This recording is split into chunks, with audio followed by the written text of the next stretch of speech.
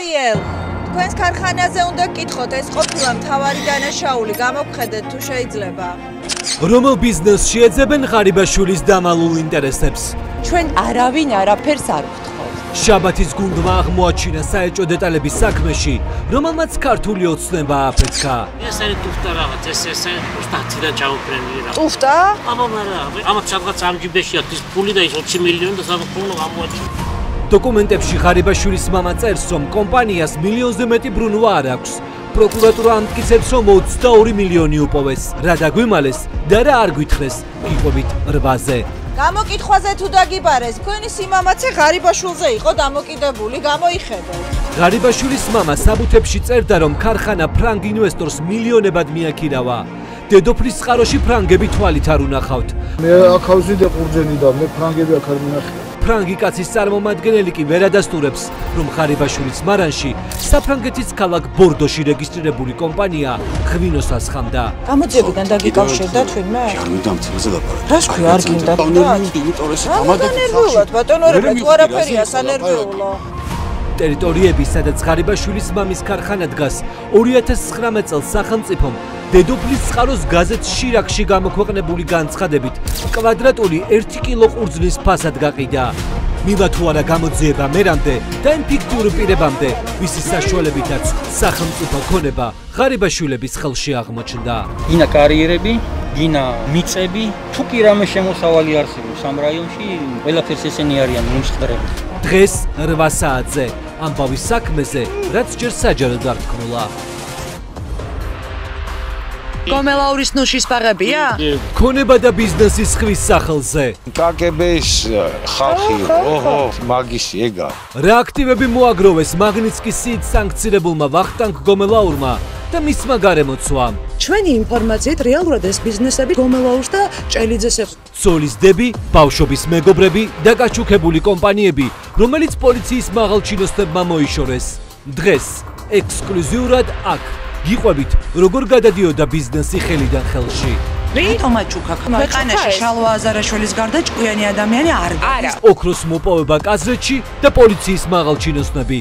დღეს 8 საათზე მოგიყვებით, სად დაასაქმეს გომელაურის ხალხი, ვინც სისტემიდან გაუშვეს.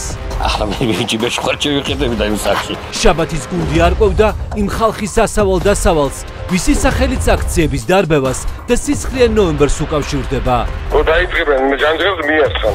გომელაურის გადამალული ბიზნესი, მისი გარემოცვის აქტივები, ვინ რას იშენებს და რა კომპანიები აღმოაჩნდათ. ყველაფერს გიყვებით 8 საათზე. აი აქ იყო ნარკოტიკების ლაბორატორია. ძაღლების თავშესაფარში მოწყობილი ნარკოტიკების ლაბორატორია. იმდენი ძაღლები ყავდა, მაგას ვან ახლოსაც ვერ ვეკარებოდი.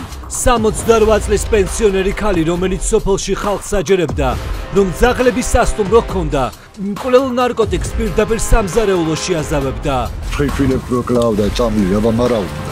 ქეთირურუა სახლიდან ამოღებულია ლიტრობით ნარკოტიკი. ის ექსპერიმენტების საშუალებით ისეთ ნივთიერებას ქმნიდა, რომელიც პოლიციის მტკიცებით სასიკვდილო იყო. თუ არის დადგენილი, რამდენი ახალგაზრდა მოკვდა მათ მიერ დამზადებული ნარკოტიკი? მარია, მე არ მინდა ჩაწერა. ქალი, რომელმაც შექმნა ლეგენდა, რომ ძაღლების მომვლელი იყო, შავ ბიზნეს სახელმწიფო დაცვის სპეცსამსახურების ყოფილ მცველთან ერთად აკეთებდა. ამ კაცი როგორც ვიცი, ამბობდა რომ თქმურად არის ჩემთან. აქ აქვს ნაქირავებია? ესე ვთქვა. როგორ იქცა დედა, რომლის შვილიც ნარკოტიკებმა იმსხვერპლა, თავადაც მკვლელი ნარკოტიკის შემქმნელად და გამსაღებლად. აქ გარდაიცვალა მისი სავარაუდო. სავარაუდოდ არის დამიწყეთ. ერთმა 30-იან კომისია ხალხო ერთი პარტია, ერთი კანდიდატი, ერთი გამარჯვებული და უფროსის პოსტი მიხეილ ყაველაშვილის დისთვის. იცი ან ბატონი მიშას და რომ წაწევით? ზოგმა იცი, ზოგმა არა.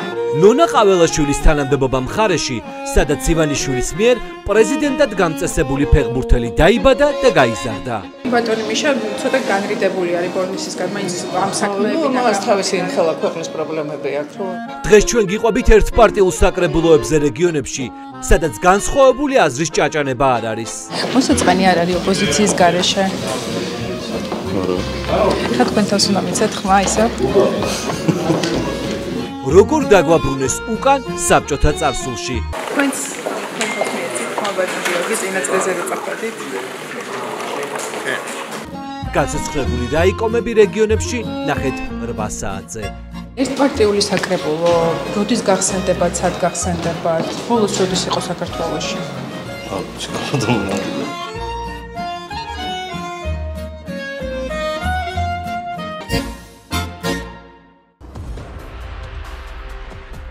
ჰაერი მხოლოდ სუნთქავ მხოლოდ საქართველოს ჰაერი. მეტი არაფერი არ გამაჩნია არის. ხალხი ვინც ბინები იგირავა ქუჩაში დატოვეს. 79 წლის ქალი ვარ, საწავიდე რა უნდა ვქნა, ქუჩაში დავდგე და ვიმატყოვრო. მომხიბლავი რეკლამა, საუკეთესო პირობები და ფინალი გაკოტრება. ათობით დაზარალებულს ვინც სფეროში ფული ჩადო ქუჩაში ყრიან. ინვალიდი შვილით გამოვედი ქუჩაში. დაზარალებულები ამბობენ, რომ კომპანიის მფლობელმა თაღლითური პირამიდა აწყო. თავრობაში მფარველების გარეშე კი ამას ვერ იზავდა. ბავშვის ოპერაციისთვის მჭირდებოდა ეხახა ქირაში ფულის გადახდა, სულიკე რომ გირაოს ავიღებ თანხა შემენახება. სფეროს დამფუძნებელი ამტკიცებს, რომ ხალხის ფული მშენებლობის ბიზნესში ჩადო. გაყიდის და დააბრუნებს ოღონდ როდის არ იცის.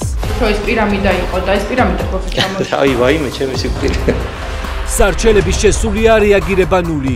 თვალები შემოხედე შვილო, ჩემი შვილის თორი ხარ და მიხარი რომ დაზარალებული არა. 8 საათზე ნახეთ ადამიანები, რომლებმაც წლობით აგროვეს ფული ბინის დასაგირაებლად და ახლა ნულზე დარჩნენ. ხალხი ქუჩაში დატოვეს. სადარბაზოში ეძნა ვიღაცას მანქანაში, ვიღაცას სკვერში. ეს მხოლოდ ანონსია, მთელი კვირა ჩვენმა გუნდმა ბევრი იმუშავა, რომ დღეს საღამოს 8 საათზე წარმოგიდგენოთ ტელერეპორტაჟები, რომელსაც სხვაგან უბრალოდ ვერ